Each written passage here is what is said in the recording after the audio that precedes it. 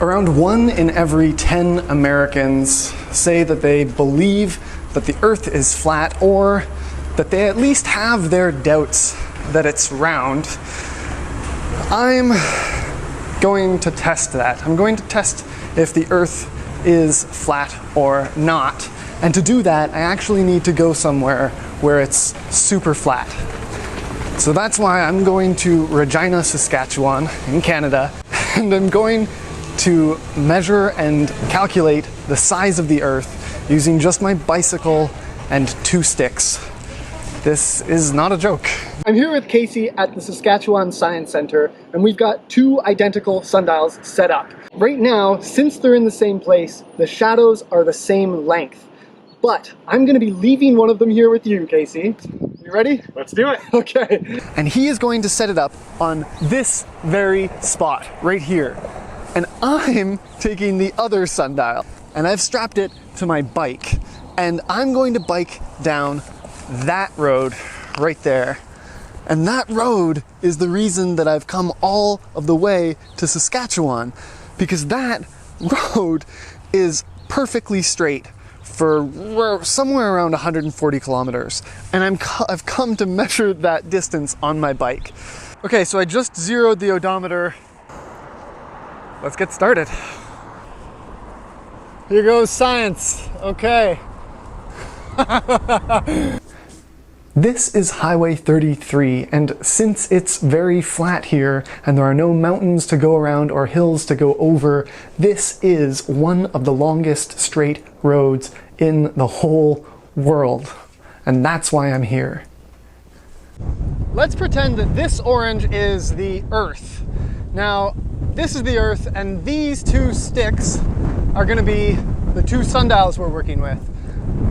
So I'm going to put them in. Don't try this at home, please. Okay. Since the orange is round, anytime we line up the shadows like this, they will never be the same length. If the shadow on the right is short, we can expect the one on the left to be longer. If they were the same length, then the orange would have to be flat. Now we can also measure the length of the 2 shadows at the same time and measure the distance between them and figure out the circumference. Since the sun is really far away, we can treat its light as coming in straight lines. And therefore, we can figure out what angle it's hitting both of the sticks at. And that allows us to figure out what angle the 2 sticks would meet up at in the center of the orange without having to pull the orange apart. Let's say that that angle, this angle here, is 45 degrees. That's 1/8 of a circle. So the distance between the 2 sticks, this distance here, that is 1/8. That's 1/8 of the circumference around the orange. So we measure that distance, we multiply it by 8, and we know how big the orange, or the Earth, is. That's what I'm doing, except instead of these 2 sticks, we're using sundials, and instead of measuring this with a ruler, I'm measuring it with my bike right now in Saskatchewan. I got the wind at my back, and it is a beautiful day.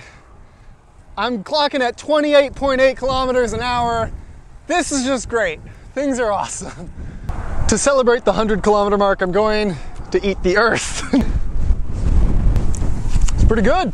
It shouldn't surprise you that I'm not the first person to do this experiment. A Greek scientist named Eratosthenes did it 2,200 years ago. Except instead of it being in Regina and Stoughton, he used the cities Alexandria and Syene. And those cities were 800 kilometers apart. He didn't have bicycles back then, so he had someone pace the distance between the 2 cities, which is crazy. And they were 800 kilometers apart. And his measurement and his calculations were so precise that it was still within 1% to 16% of the actual circumference of the Earth. That's incredible. But we don't know exactly what his answer was, because he used a unit called stadia, which was how big a stadium was. And there were different sizes of stadiums, and we don't know what one he meant. So his answer has been lost to the sands of time, but I'm gonna try to redo it with a huge upgrade in technology. We're using a bike. I've biked 138 kilometers today from Regina to reach the first stop sign. It's the end of the road, and it is Stoughton. Okay, so I just set up one sundial in Stoughton, and Casey set up the other one in Regina.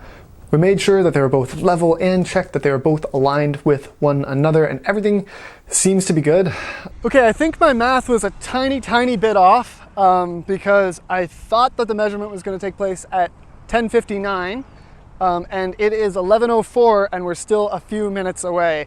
So I think it will be more like 11:15, but you know, with this experiment, what matters is that the sundials are lined up with the road and lined up with each other. And I just got off the phone with Casey in Regina, and we are at the exact same point, the exact same angle right now with our sundials. At least this angle is the same. Yeah, I know, a little nerve-wracking, right?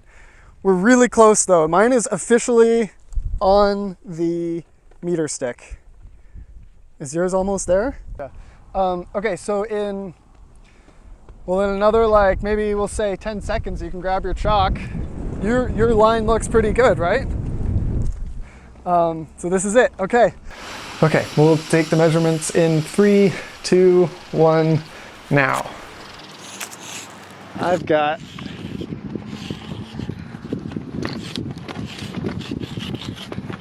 okay, I just measured my shadow, and mine was 66.1 centimeters.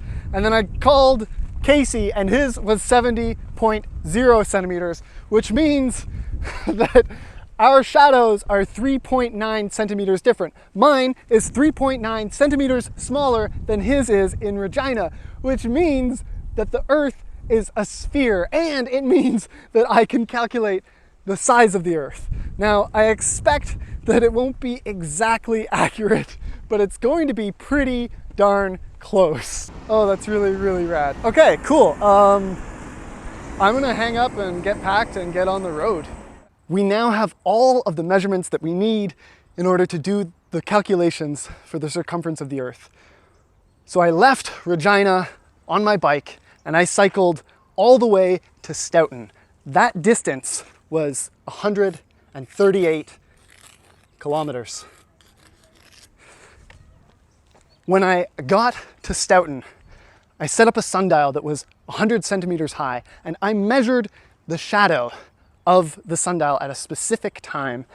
The shadow was 66.1 centimeters long. And so we can do some simple math to figure out the angle at which the sun was hitting the top of the sundial. And that turns out to be 56.5 degrees. Now, at the exact same time I was taking that measurement, Casey in Regina was taking another measurement on an identical sundial, and his measurement was 3.9 centimeters longer. He measured a shadow of 70.0 centimeters. And that means that the Earth is a sphere, and we can calculate its circumference. We used the same math to figure out the angle that the sun hit the top of his sundial. That was 55.0 degrees. Since we know the angle that the sun hit both of those sundials, and since the sun is really far away, we can calculate the angle that those two sundials would meet up at if they met in the center of the Earth. We take the angle from Regina and subtract it from the angle in Stoughton, and we get 1.5 degrees. That means that the angle that those meet up at in the center of the Earth is 1.5 degrees, or 1/240th of the circumference of the Earth. And now that we know that the distance we measured is 1/240th of the way around the whole Earth, if we take the distance that I measured, the distance that I biked, and multiply it by 240, we can figure out how big the circumference of the entire world is. When we do that, we end up with 33,120 kilometers. By my calculations, that is the size of the Earth. and it's pretty darn close. The true size of the Earth is 40,075 kilometers, which means that my measurements and calculations are only 17% off. Eratosthenes' measurements and calculations were maybe 16% off. I'm really happy with how that turned out. When Eratosthenes did this experiment over 2,000 years ago, he not only proved that the world is round, but he measured it and proved that it is a knowable thing. The Earth is something we can experiment on and learn about.